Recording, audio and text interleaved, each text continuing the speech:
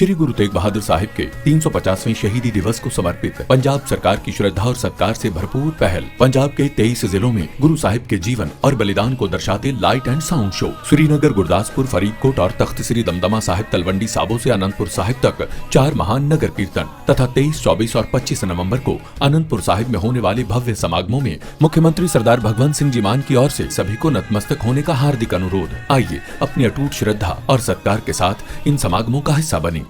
भारत सरकार के telecom department के एक आदेश से हड़कंप मचा हुआ है। दरअसल भारत सरकार के टेलीकॉम विभाग ने यानी कि दूरसंचार विभाग ने एक बड़ा आदेश दिया जिसमें मोबाइल मैन्युफैक्चरिंग कंपनियों से कहा गया कि अब सभी नए स्मार्टफोन्स के अंदर संचार साथी नाम का एक ऐप प्री इंस्टॉल जो है वो किया जाएगा। आपको बता दें, विभाग का ये मानना है कि इससे साइबर ठगी रुकेगी, चोरी के फोन खोजने में आसानी होगी, फेक सिम को रोकने और फर्जी IMEI पर अंकुश लगेगा। सरकार के इस ऑर्डर के बाद विपक्ष जो है वो लगातार सरकार पर हमलावर है। कांग्रेस सांसद प्रियंका गांधी वाड्रा ने इसे स्नूपिंग ऐप बताया। प्रियंका गांधी का कहना है कि इस तरह का आदेश नागरिकों की निजता के अधिकार का उल्लंघन है। उन्होंने कहा कि हर व्यक्ति को अपने परिवार और दोस्तों को बिना डर के मैसेज भेजने का, बातचीत करने का अधिकार है। सरकार को हर बात देखनी नहीं चाहिए। Family, friends, without the government looking at everything. It's not just one thing. It's not just snooping on the telephones. It's overall. They are turning this country into a dictatorship in every form. You ask me every day why Parliament is not functioning. It's not functioning because they are refusing to talk about anything. So it's very easy to blame the opposition, but the fact is they are not allowing any discussion on anything, and that is not democracy. A healthy democracy demands discussion and everybody has different views. You hear them out. आपको बता दें 28 नवंबर 2025 को DOT यानी कि department of telecom ने ये guidelines जो है वो जारी की और इस ऑर्डर के तहत भारत में उपयोग के लिए बनाए या आयात किए जाने वाले मोबाइल हैंडसेट के निर्माताओं और आयातकों को ये ऐप प्री इंस्टॉल करनी होगी। इसके लिए 90 दिन का समय दिया गया है।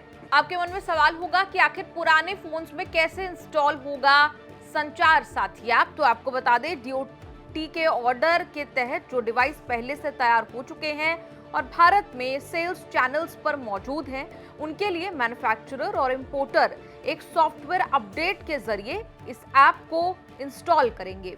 सवाल ये भी कि क्या इस ऐप को आप डिसेबल या फिर डिलीट जो है क्या वो आप कर पाएंगे। तो आपको बता दें, DOT ऑर्डर में ये क्लियर किया जा चुका है कि संचार साथी ऐप को न्यू फोन में प्री इंस्टॉल करके देना होगा। स्मार्टफोन सेटअप के समय ये ऐप क्लिक दिखाई देना चाहिए। इसको मोबाइल में ना तो डिसेबल किया जा सकता है और ना ही अनइंस्टॉल किया जा सकता है, यानी ये एक तरह की इनबिल्ट ऐप होगी जो आमतौर पर आपके फोन में होती है, जिसे आप ना डिसेबल कर सकते हैं ना अनइंस्टॉल कर सकते हैं। कोई छेड़खानी उस ऐप के साथ आप नहीं कर पाएंगे। सवाल ये भी कि चोरी किए गए फोन की सेल कैसे ये रोकेगा। तो इस पर सरकार का जो पक्ष है टेलीकॉम डिपार्टमेंट का, उनका कहना है कि संचार साथी ऐप की मदद से चोरी किए गए फोन या गुम किए गए फोन की तुरंत रिपोर्ट कर सकेंगे। इसके बाद उस हैंडसेट का IMEI नंबर ब्लैक लिस्ट कर दिया जाएगा। जैसे ही कोई शख्स उस हैंडसेट पर अन्य सिम लगाएगा तो टेलीकॉम कंपनी को तुरंत पता चल जाएगा कि सिम वाला हैंडसेट का IMEI हैंडसेट ब्लैक लिस्टेड है। ऐसे में चोरी या गुम हुए फोन को दोबारा ढूंढा जा सकेगा। आपको बता दें, भारत सरकार के मुताबिक संचार साथी नाम का जो ये ऐप है वो दरअसल साइबर सुरक्षा और मोबाइल सुरक्षा प्लेटफॉर्म है। इस ऐप का मकसद मोबाइल फोन की सुरक्षा बढ़ाना, चोरी गुम फोन को ब्लॉक करना और फर्जी मोबाइल कनेक्शन पर निगरानी रखना है। लेकिन विपक्ष का साफ साफ कहना है कि नए फोन्स में इस तरह मैन्युफैक्चरिंग कंपनीज को कहना कि आप इस ऐप को प्री इंस्टॉल करके दीजिए, ये स्नूपिंग का यानी जासूसी का ही एक तरीका है। विपक्ष के नेताओं का क्या कहना है वो आपको सुना देते हैं। In the name of helping the people's consumer, BJP government is trying to attack on privacy of the common people. We had an experience of Pegasus here in India. So the government is trying to put a surveillance on entire people of this country through this app. They had used Pegasus.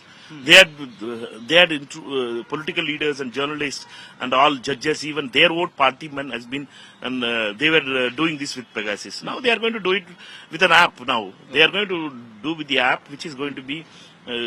Only way is that every Indian is going to be snooped into it, and in a mass scale they are going to do it, which is unacceptable, and we should all protest. And because this kind of apps, this kind of activities by the government is unacceptable. नहीं तो आप लोगों, अगर आपके पास से Singapore model अपनाइए ना, Singapore के अंदर हर आदमी के ऊपर नजर रखी जाती है, आप कहाँ मूव कर रहे हो, कहाँ जा रहे हो, सब उनको 1 मिनट में पता चल जाता है, 1 सेकंड के अंदर।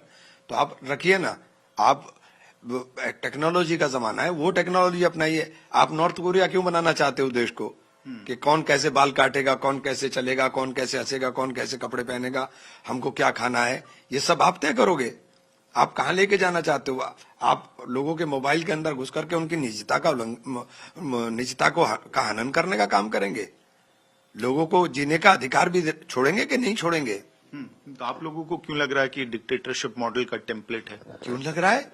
आप एक बात बताइए, मेरे मोबाइल के अंदर सांप घुस करके मेरे सारी चीजों को आप वॉच करोगे, तो आप मेरी निजता कहाँ रह गई? मेरी तो कोई निजता बची नहीं। तो ये आप कहाँ लेकर जाएंगे? सिक्योरिटी के नाम के ऊपर आप लोगों के साथ खिलवाड़ नहीं कर सकते। आपका इस रिपोर्ट पर क्या कुछ कहना है? कमेंट्स में लिखकर अपनी राय जरूर दें।